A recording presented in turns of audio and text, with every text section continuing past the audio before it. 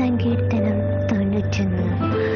അത്യുന്നതന്റെ മറവിൽ വസിക്കുകയും സർവശക്തന്റെ നിഴലിൽ കീഴിൽ പാർക്കുകയും ചെയ്യുന്നവൻ യഹോവയെക്കുറിച്ച്.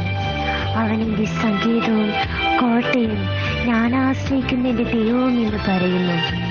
അവൻ നിന്നെ വേട്ടക്കാരൻ്റെ കയ്യിൽ നിന്നും നാശകരമായ മഹാമാരിയിൽ നിന്നും വിടുവിക്കും.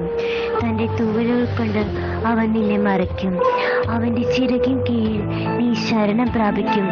അവൻ്റെ വിശ്വസ്തത നിനക്ക് പരിചയവും പലകയും ആകുന്നു. രാത്രിയിലെ ഭയത്തെയും പകൽ പറക്കുന്ന അസ്ത്രത്തെയും ഇരുളിൽ സഞ്ചരിക്കുന്ന മഹാമാരിയെയും ഉച്ചയ്ക്ക് നശിപ്പിക്കുന്ന സംഹാരത്തെയും നിനക്ക് പേടിപ്പാനില്ല. നിന്റെ വശത്ത് 1000 പേരും നിന്റെ വലതുവശത്ത് 10,000 പേരും വീഴും, എങ്കിലും അത് നിന്നോട് അടുത്ത് വരികയില്ല.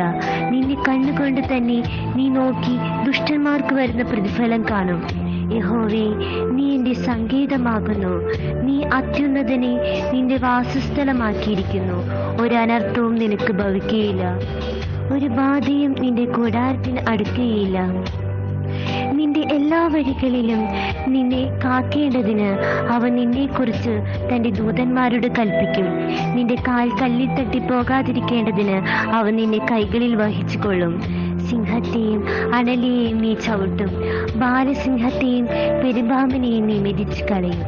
അവൻ എന്നോട് പറ്റിയിരിക്കയാൽ ഞാൻ അവനെ വിടുവിക്കും. അവൻ എൻ്റെ നാമത്തെ അറിയയാൽ ഞാൻ അവനെ ഉയർത്തും. അവൻ എന്നെ വിളിച്ചപേക്ഷിക്കും, ഞാൻ അവന് ഉത്തരമരുളും. കഷ്ടകാലത്ത് ഞാൻ അവനോട് കൂടിയിരിക്കും. ഞാൻ അവനെ വിടുവിച്ച് മഹത്വപ്പെടുത്തും. ദീർഘായുസ് കൊണ്ട് ഞാൻ അവനെ തൃപ്തി വരുത്തും. എൻ്റെ രക്ഷയെ ഞാൻ അവനെ കാണിച്ചു കൊടുക്കും. ദൈവമേ, സ്തുതി നിനക്ക് യോഗ്യമാകുന്നു. ബാരക്കുമോ.